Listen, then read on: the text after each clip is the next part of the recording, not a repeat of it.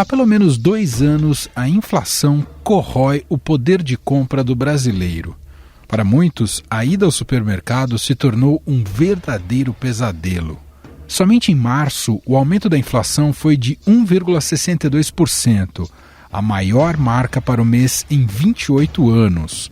Na soma dos últimos 12 meses, chegou a 11,30%. Combustíveis e alimentos, mais uma vez, os vilões da inflação. Então, a inflação de março subiu 1,62%, acima da inflação de 1,01% de fevereiro e também ficou acima da expectativa do mercado, que tinha uma previsão de que a inflação fosse ficar em 1,28% no mês de março. Esse aumento provocou perda de conquistas dos brasileiros da época do Plano Real. Nos últimos meses, 73,1% dos consumidores deixaram de comprar carne. Quase 10% cortaram iogurte, queijo, laticínios e bebidas alcoólicas. E perto de 6% não levaram para casa biscoito e feijão, alimento básico. Esses são dados de uma pesquisa do Sindicato do Comércio Varejista de Gêneros e Alimentícios do Estado de São Paulo, o Sincovaga, feita pela JFP Consultoria e obtida aqui pelo Estadão. Churrasco. Tá aí uma coisa que brasileiro gosta, né? Mas com os preços nas alturas, o movimento nos açougues caiu. Para enfrentar a alta dos preços, 87% dos entrevistados afirmaram ir ao mercado menos vezes e 79% voltam com menos itens do que costumavam comprar. Cerca de 75% buscam pesquisar os menores preços, 63% cortaram itens supérfluos e 61% priorizam as promoções. O estudo, que ouviu no início do mês 200 consumidores com renda familiar de até 10 salários mínimos, mostra que 52% deixaram de consumir algum produto entre alimentos, bebidas, itens in natura e artigos de limpeza. A dica de especialistas é que os brasileiros vão continuar fazendo o que já começaram a fazer em 2021 para tentar driblar um pouco essa alta de preços, ou seja, escolhendo produtos mais baratos, substituindo por marcas não tão conhecidas, marcas regionais, que devem representar um total de 18% do total da cesta básica.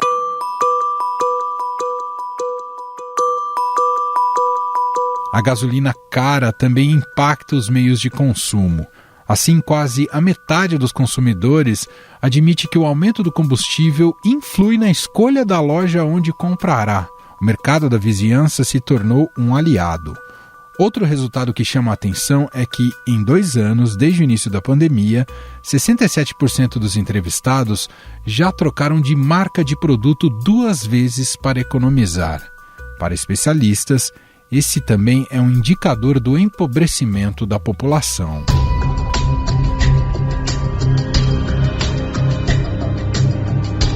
A repórter de economia do Estadão, Márcia de Chiara, destrinchou um pouco mais essa pesquisa que retrata as mudanças no comportamento das compras do consumidor brasileiro, justamente por causa da alta da inflação. E ela vai contar mais detalhes para a gente a partir de agora.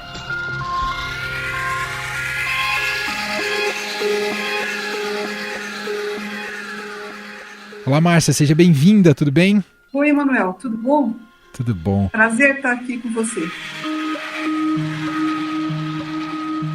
Márcia, estamos aí um pouco tentando entender essa conjuntura brasileira difícil, né, do quadro inflacionário, e você fez uma apuração importante para o Estadão justamente desse impacto na vida dos brasileiros.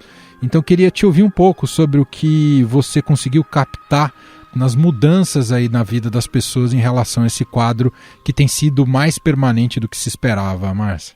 Então, aqui a gente está muito acostumado a ficar falando em índices, né, números. O IPCA deu 2 dígitos, deu 1,60 alguma coisa. Aí eu resolvi me despojar dos índices e ir na vida real, né, para a gente ver o que as pessoas estão fazendo. Os índices são importantes, mas mais importante é o comportamento que as pessoas estão tendo para viver nesse período de inflação.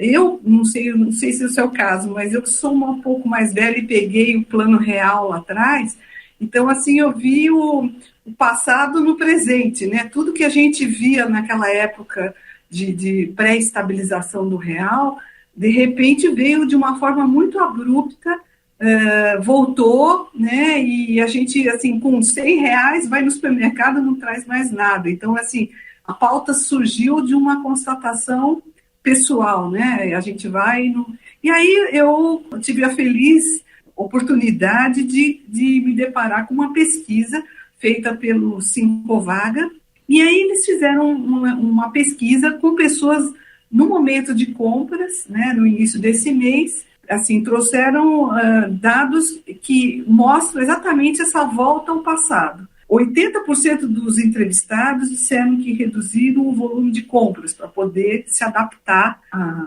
essa nova conjuntura, né? Pesquisar preço virou uma regra aí para 75,3% das pessoas. 63,6% cortaram supérfluos. Enfim, todas aquelas medidas que a gente tomava aí na época pré-real. Mas, assim, o que me chamou muito a atenção nessa pesquisa foi essa questão do combustível, né? Que é uma coisa externa às compras e que, assim, quase a metade dos entrevistados mudaram o local de compra por causa do gasto com combustível. Então, quer dizer, você pegar um carro ou pegar um Uber para ir fazer a compra do supermercado virou um problema, né? Porque o preço da gasolina disparou. E nesse contexto, as lojas mais próximas ganharam a preferência. Isso eu achei assim um dado super relevante, né? Hiper relevante. Te passa aqui uma impressão também muito mais sensorial do que atestada por pesquisas, mas a impressão que dá é que as pessoas estão realmente calculando como um todo a vida, a questão dos deslocamentos, ou por troca de tipo de modal, né, se vai usar carro próprio ou transporte público, e o tamanho desses deslocamentos, porque o impacto tem sido tão severo, né, do litro do combustível, que realmente fez com que as pessoas voltassem a colocar isso na conta de uma maneira mais preponderante, né, no seu dia a dia. Então, assim, esse dado do deslocamento foi uma coisa nova para mim, entendeu? Eu achei que... Eu não via isso lá na época pré-real. E agora a gente, assim, me assustou. Quer dizer, as pessoas estão indo fazer a compra mais pertinho de casa porque vai a pé. Quer dizer, é um sinônimo de empobrecimento, né? E esse empobrecimento vai além, né? Quando a gente olha aí o que as pessoas deixaram de comprar, aí é que assusta mais ainda, né? Porque quando você vê que 73% deixaram de comprar carne bovina, quer dizer, realmente assim, todos os personagens, as pessoas que eu entrevistei para fazer a matéria, apontaram a carne vermelha como, sabe, nem lembrava mais quando comprou carne vermelha. É um empobrecimento que tem impacto na alimentação, quem tem filho pequeno, quer dizer, é um déficit de alimentar que você não recupera mais, né? Você pode dar comida para essa criança mais para frente que você não vai conseguir recuperar esse déficit alimentar. Então, e aí, quando a gente começa a ver o que as pessoas deixaram de comprar, 10% deixaram de comprar iogurte, queijo, laticínio, bebida alcoólica, que eram exatamente, no caso, o iogurte era o símbolo do Plano Real, né? As pessoas tinham acesso, conseguiam comprar um iogurte, que era uma coisa, assim, sofisticada, para a época lá atrás, né? 20 e tantos anos atrás. 6% quase deixaram de comprar biscoito recheado, que também era outro símbolo dessa ascensão social, né, das pessoas poderem ir no supermercado comprar uma cerveja, comprar um biscoito recheado, comprar um iogurte. Então, assim, e nesse rol aí entra até o feijão, né? Não é só a carne. O feijão, que seria a proteína vegetal aí que substitui a carne, né? Por isso que o brasileiro consegue sobreviver, que até isso foi reduzido, foi eliminado ou reduzido. Então, a gente vê que a inflação, ela tem desdobramentos que vão até a questão da saúde pública, de saúde mesmo das pessoas, que as pessoas estão se alimentando de uma forma mais pobre, né? Para gravar, a gente já vem num período de depressão por causa da pandemia, né? De perda de poder de compra, de oportunidades e de desemprego. Então esse quadro inflacionário só piora ainda mais a situação, né, Márcia? Só piora. Então, quer dizer, é um problema econômico que extravasa para outros segmentos. E isso é uma questão de política, né? De política de saúde pública, né? Porque como é que você vai ter uma criança tomando menos leite do que ela precisa porque a mãe não tem dinheiro para comprar? Então, realmente é um problema mais amplo do que só uma remarcação de preço. Então, assim, essa questão de você reduzir comida é uma coisa muito séria, né? Assim, as conquistas do real pode até parecer uma coisa política, mas não, é o fato da vida real mesmo. As pessoas estão comendo menos porque não tem dinheiro. Eu, junto com os quando as pessoas que eu entrevistei, os economistas, eu perguntava se a situação que a gente vive hoje é pior do que do pré-real, né, na época da hiperinflação. E o que eles colocavam é o seguinte, que na época anterior ao real, você tinha mecanismos automáticos de reajuste de salário. Então, você tinha, nessa corrida de preços e de salário, os preços estavam na frente, mas você tinha uma forma de reajustar salário de uma forma parcial, tal. Então, recompunha alguma coisa, bem ou mal, recompunha. E hoje você está com uma corrida que a inflação está ganhando dos salários, né? O salariômetro da FIPE está mostrando que 51% das negociações salariais ficaram abaixo da inflação.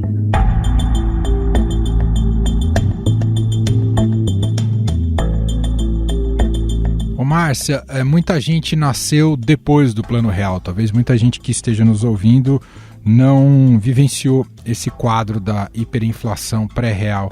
Queria que você contasse um pouquinho mais como é que era esse cenário. Você falou um pouco dessa recomposição salarial que existia automaticamente na época, mas como era para o brasileiro se organizar? Porque parece, para quem não viveu isso, parece uma coisa muito difícil de conseguir absorver. Como é que você dá conta de um orçamento de uma inflação que é muito elevada? Como é que era isso na prática, Márcia? Era uma loucura naquela época, sabe? Assim, porque era uma corrida para você contra a remarcação de preços. Então, as pessoas recebiam o salário e saíam imediatamente para as compras. Imediatamente para as compras, porque no dia seguinte aquele preço poderia estar reajustado. Então, era uma coisa completamente absurda, entendeu? Você tinha que fazer estoque. Na época se vendia muito freezer, porque as pessoas estocavam o freezer de comida. Eu me lembro da minha mãe comprando não sei quantas latas de óleo, entendeu? Porque no mês seguinte podia estar muito mais caro. Então, era uma situação de fazer estoque, de ir fazer as compras em grandes hipermercados. Eu me lembro que o Carrefour chegou ao Brasil na metade dos anos 70, né? Então, era uma atração você ir fazer compras num grande supermercado que tinha preços mais interessantes do que os mercados próximos de casa. Então, era uma loucura, era correr atrás dos preços. Na verdade, isso que se fazia, porque você chegava a ter 40% de inflação ao mês. Então, você imagina isso, né? Hoje a gente tem 1,62 e está achando que é um absurdo. Agora, você ter 40% de perda de poder de compra no mês, o salário de 100 que você recebeu no começo, na virada do mês, valia 60 no final do mês, é isso, né? Então, era um outro mundo.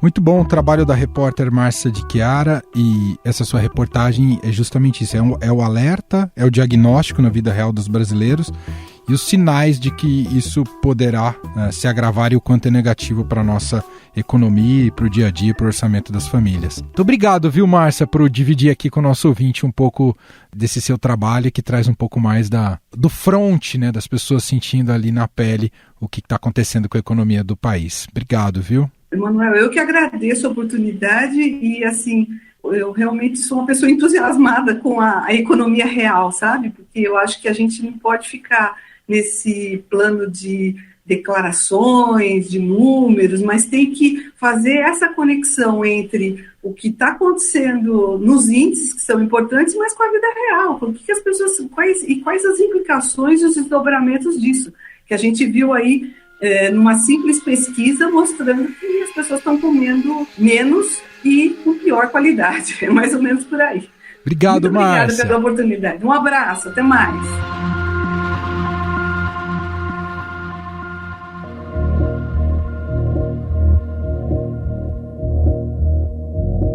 Quem mais se prejudica com a alta dos alimentos são as famílias mais pobres, que tiveram um aumento inflacionário de 1,74% no mês de março. É o que mostram os cálculos do Instituto de Pesquisa Econômica Aplicada, o IPEA. Para calcular a inflação por faixa de renda, o IPEA considera como renda muito baixa as famílias com ganhos mensais abaixo de R$ 1.808,79. De acordo com o IPEA, a pressão inflacionária sobre as famílias de baixa renda foi exercida sobretudo pelos alimentos, decorrente de uma alta disseminada de preços que atingiu itens de grande relevância na cesta de consumo, como arroz, feijão e cenoura. Em um mês, a caixa de 20 quilos de tomates passou de R$ 60 para R$ 170 aqui na Ceasa. O aumento também atingiu frutas, verduras e outros legumes. É o caso da cenoura, que está custando o dobro.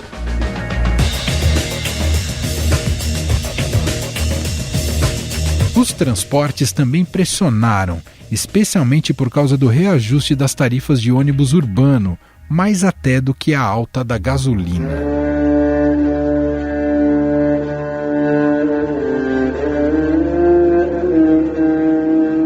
A inflação no Brasil já pode ser considerada permanente? As medidas tomadas pelo Banco Central com a política de juros podem segurar esse cenário de alta constante? Há um risco de hiperinflação? Para analisar este cenário macroeconômico, nós convidamos aqui para uma conversa Guilherme Moreira. Ele é coordenador do Índice de Preços ao Consumidor da FIPE.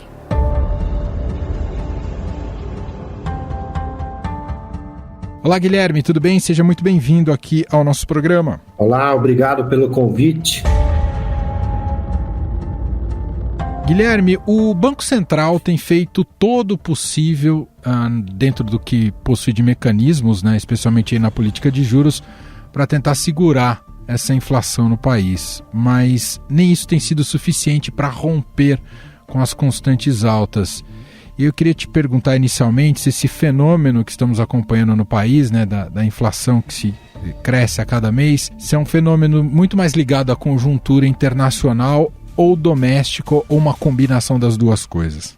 Claramente, a inflação brasileira sai do rumo a partir de 2020, né? Quando você tem aí, especialmente quando a gente começa a sentir os efeitos da pandemia. A coisa fica mais complicada a partir de 2021. Historicamente, no Brasil, você tem um processo inflacionário muito mais ligado a serviços, a comércio e serviços, mas serviços principalmente, alimentos, produtos industrializados com preços mais contidos.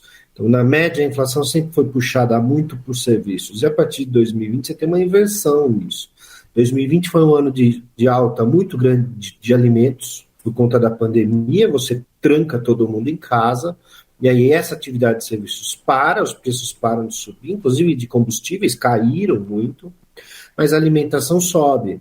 2021 a gente retoma em algum momento certas atividades e, portanto, os preços voltam a subir e algumas coisas que tinham ficado congeladas repõem preços, combustíveis, por exemplo, energia e alimentação mantém essa trajetória de crescimento com uma valorização muito grande dos preços lá fora, das commodities, etc. E a gente entra em 2021 com essa perspectiva já de inflação pressionada. E aí tem essa nova questão, já em 2022, da guerra da Rússia e da Ucrânia, que coloca mais pressão sobre preços de commodities. E quando eu falo preço de commodities, estou falando tanto de energia quanto de commodities agrícolas. E isso tem um impacto muito grande na inflação brasileira. Se a gente considerar desde o início de 2020 até março desse ano, nós temos uma inflação acumulada em torno de 20% pelo IPC da FIPE, e a alimentação, que foi o grupo que mais subiu, mais de 35% acumulado de inflação. É muita coisa num período muito pequeno de tempo, né? E a gente não vê essas pressões se dissipando, mesmo com o que você falou no começo, o Banco Central tentando botar água fria na fervura. A gente vê exatamente ao contrário. Essa inflação se dissipando cada vez mais entre os grupos que a gente chama de índice de difusão, que é essa penetração dos aumentos de preço dentro dos grupos, hoje em torno de 75%, ou seja, praticamente 3/4 dos itens pesquisados. E houve uma corrosão do poder de compra também, ou seja, os salários não acompanharam essa alta da inflação, Guilherme? Esse talvez seja o grande problema, né? E diferente de outros momentos em que a renda crescia bastante, os preços subiram, mas a renda acabava compensando e, de certa forma, até alimentava o processo inflacionário. Nós estamos vendo um momento completamente diferente. Em primeiro lugar, porque a renda definitivamente não acompanhou essa inflação. Então, você teve uma classe de pessoas que ficou em casa, em home office, manteve a renda, deixou de gastar em muitas coisas e até teve ganhos de renda, uma parcela da população. Mas a grande maioria das pessoas no Brasil não ficou em casa e tem condições precárias de emprego, e, portanto, emprego que dependem de ir para a rua, não tem como fazer home office. Então, essas pessoas perderam muita renda e os grupos que mais subiram de preço são exatamente os grupos que pesam para essas famílias que tiveram emprego precarizado, que têm emprego mais precarizado, que é o quê? Alimentação, basicamente, e habitação. Então, não esquecendo que dentro de habitação você teve energia, que subiu muito, e você teve o gás de botijão, que subiu muito também, que tem a ver com alimentação. Então, quando a gente considera esse grupo de famílias, estou falando de 1 a 3 salários mínimos, mais ou menos, eles têm como principais gastos do orçamento, praticamente 2/3 do que eles ganham, eles pagam alimentação e habitação. Há um risco, Guilherme, na sua visão, de descontrole que possa nos colocar num caminho muito parecido com o que ocorria antes do Plano Real? Eu acho pouco provável. Eu não acredito nisso. Nós estamos falando de uma inflação bem diferente do que ocorreu. Antes do Plano Real, era um momento completamente diferente do que a gente vive hoje. Agora, nós estamos passando por um problema de inflação alta e é um problema mundial, não é só do Brasil. O mundo inteiro está enfrentando inflação de alimentos. Então, eu não acredito que a gente vá chegar nesse ponto, mas eu acho que vai custar caro voltar a níveis inflacionários normais, como a gente tinha antes da pandemia. Por que vai custar caro? O que eu quero dizer com isso? Que para a gente retornar a níveis pré-pandemia, nós estamos vivendo aí com taxas de juros de 12%, alguns analistas acreditam que possa chegar até 14%. Isso custa muita atividade econômica, atrasa a retomada da economia, atrasa o emprego, atrasa tudo.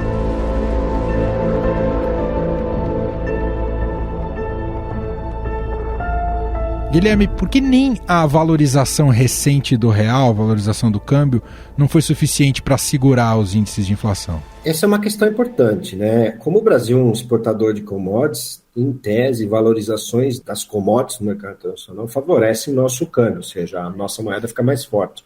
É o que a gente viu agora. Mas a gente tem que lembrar que no início de 2020, antes da pandemia, nosso câmbio estava em torno de R$ 4,25. Nós chegamos a R$ 6. Agora caiu aí a 5 e pouco. Nós tivemos uma desvalorização desde o início da pandemia muito maior do que a valorização recente agora. Isso é um ponto. E o segundo ponto é que as commodities subiram muito mais do que essa valorização do real. Então esse efeito não é suficiente para compensar o efeito desse aumento, por exemplo, do barril do petróleo, do trigo, subiu muito em março no índice da FIP, o pãozinho só em março, o pão francês subiu mais de 4%. Nossa. Então, o aumento do preço desses itens que a gente chama de commodities, mas nada mais é que o trigo, o milho, o petróleo, foram muito maiores do que o ganho que uma eventual desvalorização e que a gente nem sabe quanto tempo vai durar, se é permanente ou não. Esses ganhos não compensaram os aumentos que tivemos, especialmente após aí o início da guerra, que já tem seus 40 dias, mais ou menos.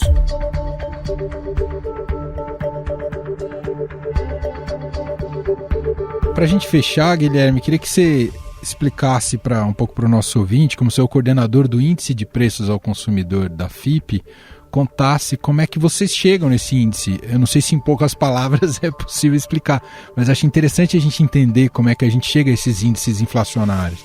Legal você perguntar isso, porque as pessoas têm uma visão muito errada do índice de preço. Em primeiro lugar, o índice não é uma média da variação do preço das coisas, como as pessoas acham que é. Então, eu que atendo muito imprensa e que todos os meses divulgamos índice, toda semana, na verdade, As pessoas têm, quando eu digo assim, a inflação deste mês foi de 1,40, aí a maioria das pessoas pensa, mas só o tomate subiu 35%. Como é que ele tem a cara de pau de falar que a inflação foi só 1,40? Então tem isso. O índice de preço, na verdade, ele não é uma média da variação dos preços. O índice de preços, e não só da FIPE, todos eles medem a perda do poder de compra de uma família média. Então, quando eu digo que a inflação de 2021 foi 9,73, quer dizer o quê? Que para uma família média continuar consumindo as mesmas coisas que ela consumia, ela teria que ter um aumento salarial de 9,73%. Esse é o significado do índice. Entendi. Então, todas as variações que entram no índice, elas são ponderadas pelo peso que o item tem no orçamento. Por isso, quando a gente fala que um aumento de 10% da energia elétrica é muito mais impactante no índice de inflação do que um aumento de 40% do chuchu. As pessoas não consomem tanto chuchu assim, e se subir 40% de chuchu, você deixa de consumir o chuchu naquele mês e não vai dar em nada na sua vida.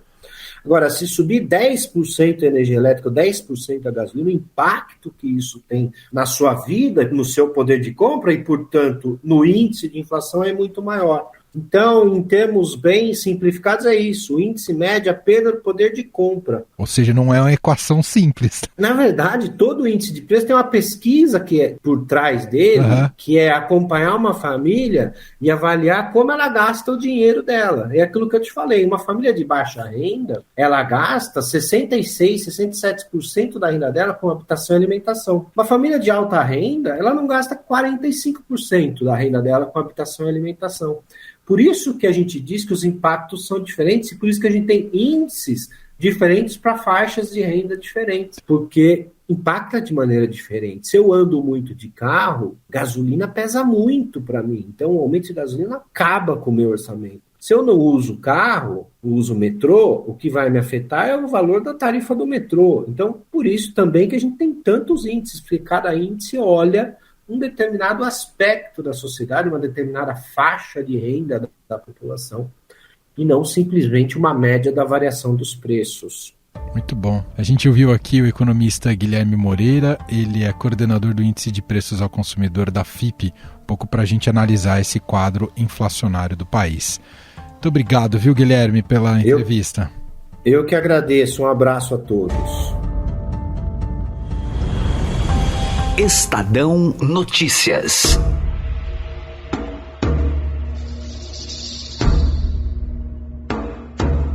E este foi o Estadão Notícias de hoje, segunda-feira, 25 de abril de 2022. A apresentação foi minha, Emanuel Bonfim. Na produção, edição e roteiro, Jefferson Perleberg e Ana Paula Niederauer. A montagem é de Moacir Biasi. O nosso e-mail é podcast@estadão.com. Um abraço para você, uma ótima semana e até mais.